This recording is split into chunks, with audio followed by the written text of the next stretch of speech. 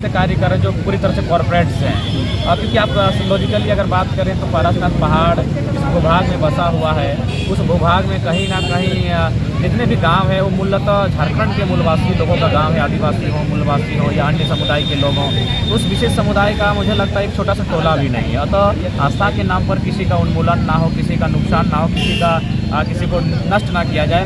आस्था का हम सम्मान करेंगे, लेकिन एक परिसर पर लेकर पूरा 16,000 एकड़ में फैला पारसनाथ पहाड़ कहीं ना कहीं अगर आप आस्था के आधार पर अगर लोगों को मैंने वहाँ से खदेड़ने का प्रयास करेंगे तो ये उचित नहीं होगा।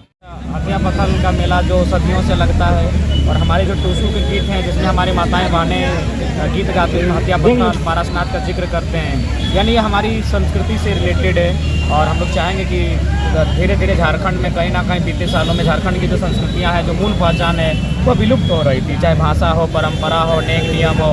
तो ये जो नया आंदोलन आया है, नव आंदोलन झारखंड में, यह कहीं ना कहीं अपने संस्कृति को, अपनी पहचान को स्थापित कर रहा है। तो उसी क्रम में आज हम लोग शहीद निर्मल महतो चौक में स्थित हैं और यहीं से हथिया पत्थर के लिए पद यात्रा करते हुए सभी जो जाएंगे और इस मेला का जो चलता आ रहा है सदियों से, उसी के लिए आह्वान करना चाहेंगे जो भी नहीं पहुँचे वे लोग पहुँचेंगे अभी हथिया पत्थल का मेला। और साथ ही यही संदेश देना चाहेंगे कि अपनी सबकी संस्कृति होती है, अपनी संस्कृति को स्थापित रखें, उसे जीवंत रखें ताकि वह इंसान जीवंत रह सके। इसके बाद फिर कल पारसनाथ भी हमारी संस्कृति का प्रतीक है और पारसनाथ से हमारा वजूद है, हमारा इतिहास है। हम लोग उसे बड़ा पहाड़ कहते हैं और पारसनाथ के इर्द गिर्द जितने भी गांव हैं वो कहीं ना कहीं उस पहाड़ पर आश्रित है, उनका कर्म भूमि भी है।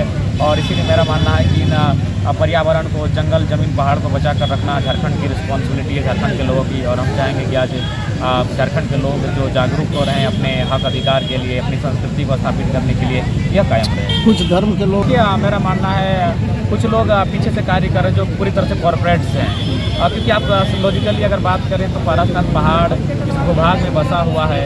उस भूभाग में कहीं ना कहीं जितने भी गांव हैं वो मूलतः झारखंड के मूलवासी लोगों का गांव है, आदिवासी हो, मूलवासी हो या अन्य समुदाय के लोग हों। तो उस विशेष समुदाय का मुझे लगता है एक छोटा सा टोला भी नहीं है। अतः आस्था के नाम पर किसी का उन्मूलन ना हो, किसी का नुकसान ना हो, किसी को नष्ट ना किया जाए। आस्था का हम सम्मान करेंगे, लेकिन एक परिसर पर लेकर पूरा 16,000 एकड़ में फैला पारसनाथ पहाड़ कहीं ना कहीं अगर आप आस्था के आधार पर अगर लोगों को मैंने वहाँ से खदेड़ने का प्रयास करेंगे तो ये उचित नहीं होगा। वो हमारी रोजमर्रा की जिंदगी का हिस्सा है, वो हमारे अस्तित्व का पहचान है। तो इसके लिए आगे बिल्कुल जल जमीन जंगल की लड़ाई के लिए झारखंड का आगाज हुआ है। हम लोग अंग्रेजों से भी अगर लड़े हैं तो पर्वत पहाड़ जंगल बचाने के लिए, और ये तो हमारे लड़ाई के स्तंभ और आधार रहे हैं।